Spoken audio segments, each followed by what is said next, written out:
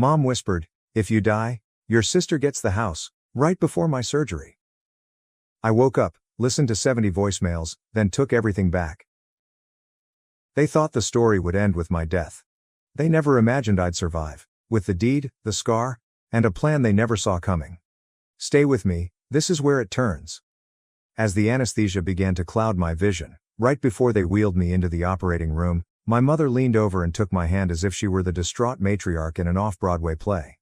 In that syrupy sweet voice she saved for funerals and fundraising dinners, she remarked, "If you don't make it, at least your sister gets the house." Her breath had a subtle scent of mint tea and guilt.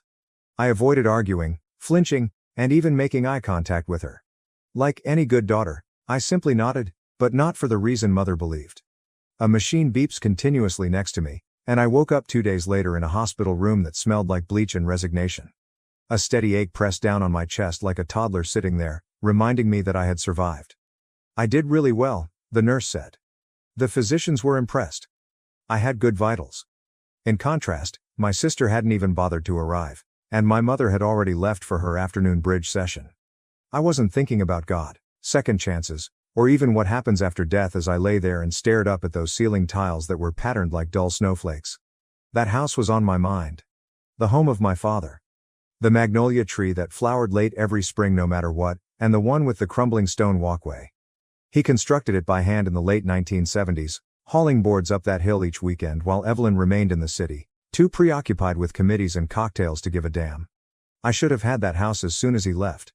For years though, the deed hung over my head like a poker chip, held by my mother Evelyn, who always behaved more like a real estate salesperson than a parent, with insignificant remarks like, "Well, if you ever settle down," or "Nicole has more space in her apartment, maybe we give her a wing." Nicole. The golden girl who was unable to manage a mortgage, much less caring for a plant. I had previously altered the will, which is the problem.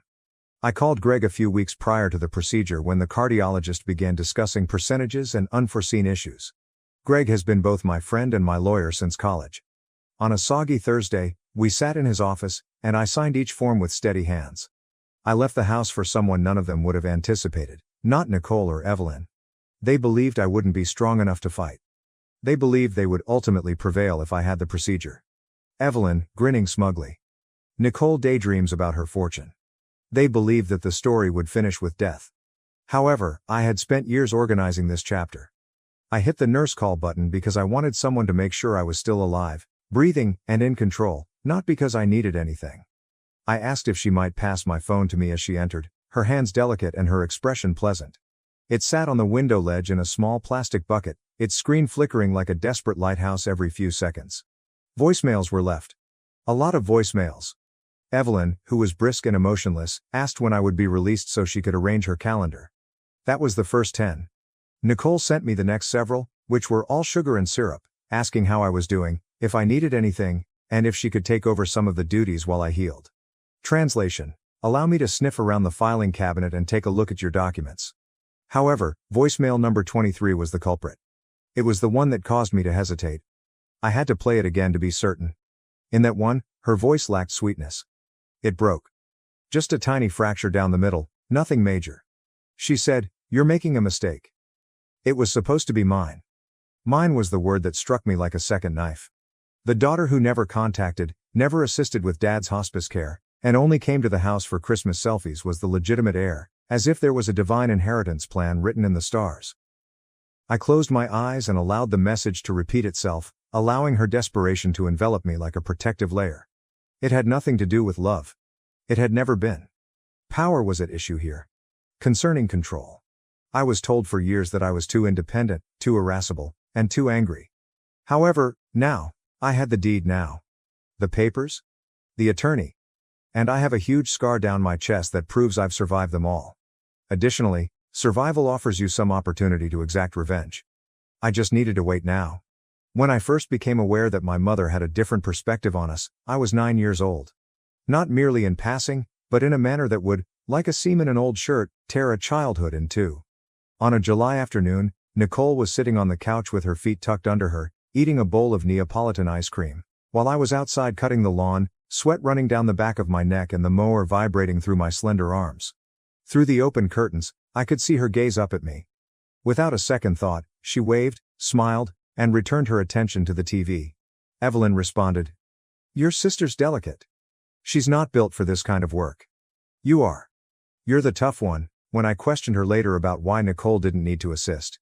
You're the difficult one became the catchphrase of my youth, as though taking on responsibility was some perverse form of compensation. I was the one with the wrench when the pipes under the sink burst. I was the one who learned how to clean a feeding tube and endured the chemotherapy when Dad became ill. Evelyn clung to Nicole like she was the widow and I was the hired staff at the funeral, while Nicole drifted in and out with condolence cards and platitudes. As I lay in that hospital bed with brand new staples in my chest, I listened to voicemail after voicemail until they all blended together. Nicole's phony compassion, Evelyn's icy professionalism, and their tolerance gradually eroding. Nicole began to falter around message 20. The pauses grew longer and the words tighter. To be honest, I enjoyed every moment of her cracking. By message number 34, she was completely in a panic. Her words, "This isn't fair," were abrupt. You don't even live there? You're barely even part of the family anymore. You've been gone for years and now you just take it? It still hurt to breathe too hard, but I wanted to laugh. Nothing had been taken by me. I had always guarded what was rightfully mine. I hadn't done it by myself either. Greg was the type of guy who could explain legalese without coming across as a patronizing jerk and who remembered birthdays without Facebook reminders.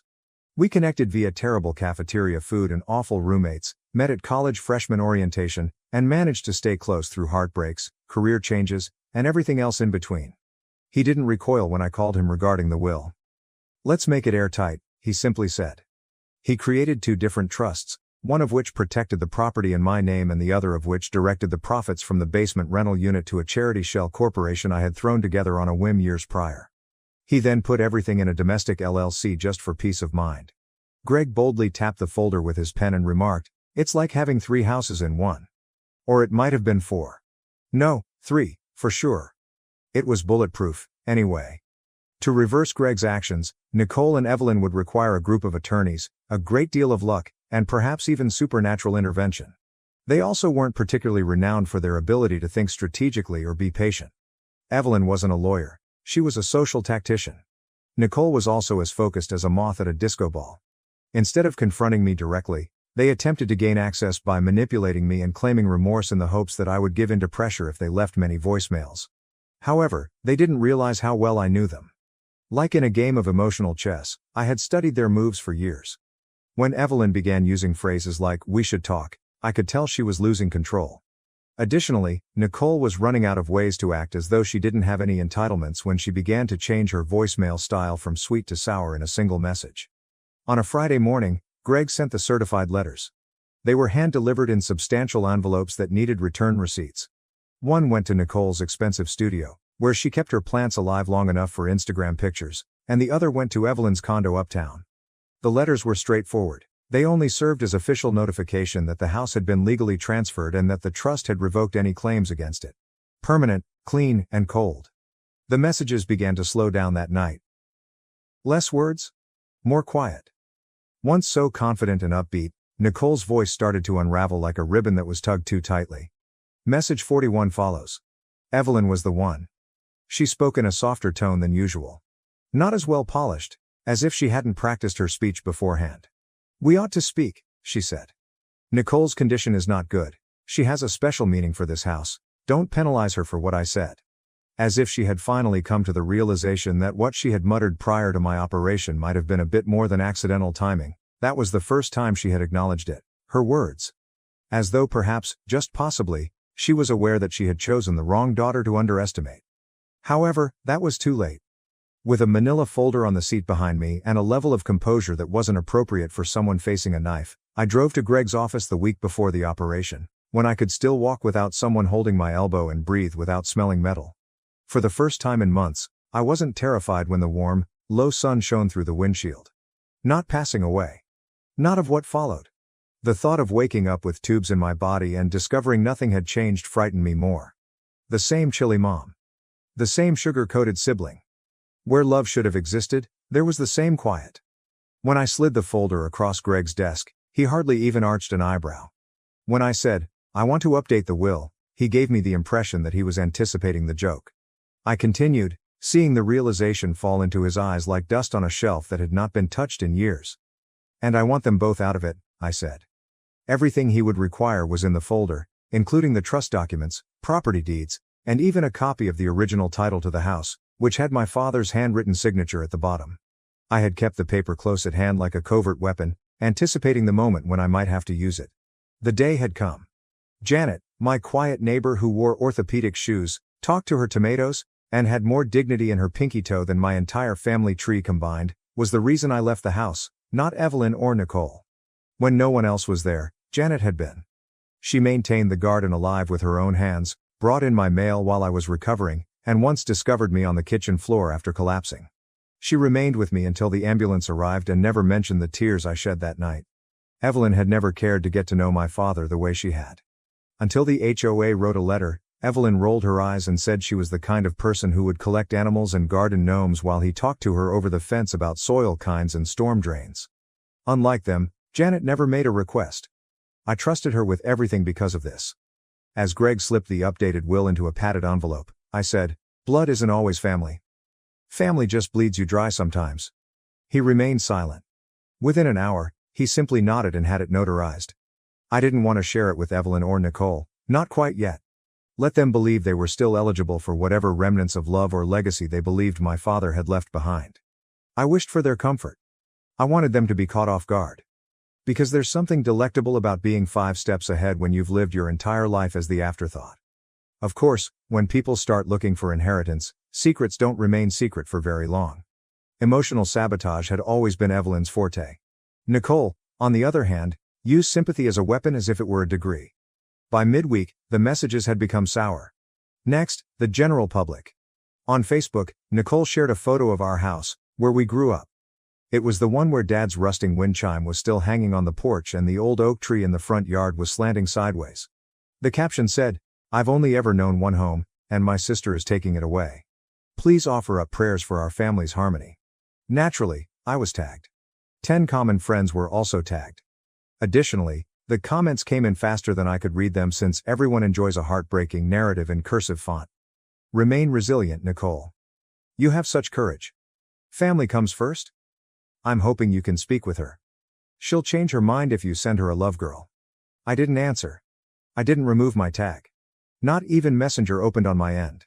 I was aware of what was waiting there, which was pages upon paragraphs of people who hadn't called in years suddenly behaving as though they were interested in my choice. As if I was too chilly to care and pain and guilt were a 2-for-1 deal. However, I was concerned. Not about them though. Janet called me on her landline that evening. She still has one, yes. She said, "Someone is on my porch." Janet remarked softly, in the same level voice she used when the neighbor's dog was struck by a delivery van, "She's not crying. She is yelling." I didn't need to inquire about its identity. Even across the street, I could hear her over the receiver, her voice trembling on the brink of despair and anger. "She is shouting your name," Janet said. What ought I to do? With the lights off, I gazed out my kitchen window and saw my sister's figure thrashing on Janet's porch, her arms whirling like shattered windshield wipers and her voice hitting pitches that ought to have been marked with a warning sign. "Nothing," I answered, sounding more composed than I actually was. "Allow her to scream." 2 days after the porch incident, Janet delivered the mail by hand, wearing the same stern look she used when she argued with cable repairmen or defended the right way to grow hydrangeas. My name was written in her exquisite script on a thick white envelope. Rachel. Not Rach. No, dear. Not a moniker that attempted to mitigate malice. Only Rachel. That alone convinced me that this was neither drama nor gossip. It was a heavier object. 2 pages of the mail were folded exactly in thirds, and a photograph dropped out and fell face down on the counter. I started by reading the letter. The words, which Janet had handwritten, oozed through the lines as if they had been inside her for too long. She said that she had known for years that something wasn't right but didn't want to get involved. 6 years ago, she said, Evelyn called her once to ask if she felt I was unstable. Janet responded, "No, of course not." Evelyn hung off without saying goodbye, muttering something about me being ungrateful. The fact that Janet had seen Nicole moving money from Evelyn's account, however, was what really got me to sit down at the kitchen table with my heart pounding in that steady, perilous rhythm I had grown all too familiar with. First, little sums. $50 here, $100 there, then larger ones. Enough to be noticed, enough to cause pain. Janet didn't pry. She simply became aware of something. When Evelyn's arthritis flared up, she occasionally assisted her with internet banking. Even though the withdrawal was recorded as medical costs, Nicole said she was present on the day Evelyn promised her money for a new car. Evelyn knew, according to Janet. Well, Nicole needs it more than I do. She responded after taking a quick glance at the transaction history. She then poured herself another glass of wine and shifted the conversation to whether the area should adopt a new gate code. Rachel has always been self-sufficient. I turned the picture over and looked at it for a long time. Nicole was standing in front of a dealership, perhaps 5 years ago, holding keys in one hand and wearing a smile that stopped short of her eyes. Beside her, Evelyn was carrying a check. The name of the dealership may be seen in the backdrop. The date scribbled on the back seemed familiar to me. It coincided with the week Nicole told me she had independently saved money for her first car. I should have been astonished, perhaps even devastated. Mostly, though, I felt worn out, as if someone had finally drained the pool after I had been swimming through molasses for years. I listened to the voicemails again until I reached number 66. It was only a dozen seconds long. "Please, Rach," pleaded Nicole in a hoarse, desperate voice. "I was unaware of your seriousness. Just speak to me, please." After pausing, I clicked reply. I invited them over to the house for coffee. I will give them credit for making a daring move. Both of them arrived on schedule, dressed as though they had just left a church service. Hair coiled, pearls on the neck. Like a specter from my early years, Evelyn's unpleasant aroma filled the hallway. Even though Nicole appeared exhausted, her shoes were still clicking too loudly on the hardwood. Evelyn also brought foil-wrapped lemon bars, as if this were a reconciliation potluck. I poured them both coffee without asking how they were feeling, and we sat in the sunroom, which my father had constructed with his bare hands before his arthritis took over. For a full minute, no one spoke. Evelyn then let the floods come. With a composed and rehearsed voice, she started, "I think emotions got the best of all of us. Perhaps it's time to talk about a different arrangement. One that is equitable, just that term." As if I had taken something that had once been theirs. Nicole gazed at her cup as if it were a window into the future. Her eyes were glassy as she whispered, "Dad would have wanted me to have it. It would have been mine. Once, when I was 16, Dad told me that." I refrained from arguing. I didn't speak louder. I just took out the photo and the copy of the bank ledger that Greg had printed for me that morning by reaching into the folder that was resting on the seat cushion next to me. They sat nicely between them after I moved them both across the table. I looked into each of their eyes and remarked, "Funny, since Dad had stated otherwise." In text. Healing is always discussed as though it were an uphill trek, with one steady foot in front of the other, and that once you reach the top, you feel complete again. In actuality, though, there are days when it feels more like you're sitting at the bottom of a drained pool, rubbing your hands across a cracked tile, and wondering whether you ever imagine the water. To be honest, I never thought I would feel pleased with myself for excluding them. I didn't anticipate feeling triumphant. However, I also didn't anticipate feeling this weighty peace, as if my bones had finally stopped vibrating from trying so hard to win over people who would never applaud me. After that coffee meetup, the calls couldn't stop. Until the letter finally arrived at the courthouse at the end of that week. Nicole sounded like she was playing sadness on a stage where only I could cheer, and her voice messages started off in the same over-perfumed manner. At one point, she said, "You're being dramatic. You're making things more difficult than they need to be." However, it changed rapidly.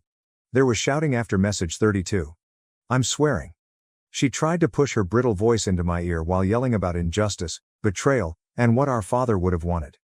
It sounded as though she had something in the car that he would never have signed a check for if he had known. Nicole's voice had become desperate by the time we reached message 70. "Mom isn't doing well," she muttered. I briefly stopped the recording because I was experiencing an unidentified sensation in my chest. However, it went away, much like a pain you ignore for a while until it becomes a part of your own body's background hum. It was ironic that Evelyn had ended up in the hospital following what they described as a small stroke, given that she had used words as weapons for the most of her life and was now unable to create half of them. Greg answered the questions. The cease and desist threats are passive-aggressive. Nicole made ridiculously baseless claims of elder abuse to get past a new lawyer who obviously didn't know what he was getting himself into. Janet, meantime, moved into the ground floor guest room without discussing rent or a timeline. As if she had always been there, she simply showed up one morning carrying her old kettle and a bag of supplies. I hadn't asked, but she began by clearing away the old garden beds. With a kind of grace that made my chest tight, I watched from the window as she chopped the dead things down to their roots and tossed them into a wheelbarrow. When I was strong enough, I finally joined her, And we replaced the withering flowers with lavender. Lavender is more durable. It defends itself. Several days a week Tyler, the adolescent neighbor who skateboarded up and down the block like it was a runway, began to show up. He wasn't asked to. After making a single knock and displaying a pair of gloves that were obviously not his, he added, "Janet said you're regrowing stuff. You need help." Hands in the soil, trying not to think too much, simply doing something that felt real, he reminded me of myself as a child. I once wrote Nicole a reply. One restless night at around 3 in the morning, I typed it out on a notes app. Suddenly I thought I could be swallowed whole by the stillness. Nothing was sugar-coated by me. I told her everything I knew, what I had always known, about Janet, and about the automobile. I informed her that I was simply exhausted and no longer upset. With my thumb poised over send, I gazed at the message for a while before deleting it. The next morning came message number 104. Now her voice was no more than a whisper. "Please," she said. "Just one conversation. I miss my sister." I didn't even finish playing it. When I hit delete, I only saw the tiny blue dot go. Later that day, I watched Tyler water the fresh row of marigolds we had planted between the tomatoes and the herbs in the garden. The porch I had previously scrubbed for a mother who never expressed gratitude was bathed in a warm, golden glow as the sun perfectly illuminated the side of the home. I also came to a realization I had been reluctant to share. The house was not something I regretted retaining. I had no regrets about the silence, the will, or the trust. I wished I hadn't waited so long to claim it as mine. The problem with surviving, I suppose, is that people think you're the same person. But on that table, I kind of died. Thanks for watching and sticking around till the end. If you enjoyed these stories, make sure to subscribe and hit the bell so you don't miss the next drama-filled episode.